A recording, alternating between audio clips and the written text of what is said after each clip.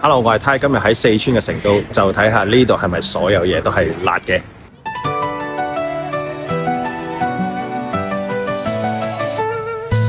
喺籌備呢次旅行嘅過程當中，我已經好好奇呢個冇烤鴨，究竟係邊個發明脆皮烤鴨放喺麻辣湯底裏面㗎？一大個鍋裏面有豆芽打底，裏面有鴨血、薯仔、牛片、海帶、薯粉等等。講真，個湯底唔辣，但係滷水嘅香味，食落個燒鴨會特別香，又會爆汁。想加餸嘅話可以隨便加，唔小心我就扒咗幾碗飯。跟住我就試下蹺腳牛肉。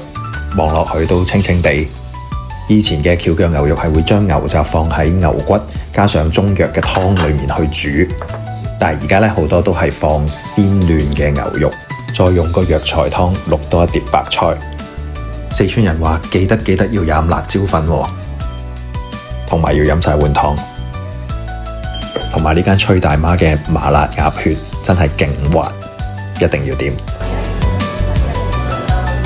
另一個令我好期待就係串串香火鍋，呢種結合麻辣燙同埋打邊爐嘅食法，先至係成都嘅風味啊嘛！淨係去攞嗰啲串串已經令到我選擇困難。最後我哋推薦呢，有泡菜牛肉、糖蒜牛肉卷、黃喉同埋各式各樣索汁嘅蔬菜，同時酥肉、糍粑同埋炒飯都好特別。最後攞啲籤去磅一磅就知道食咗幾錢啦。要細雞。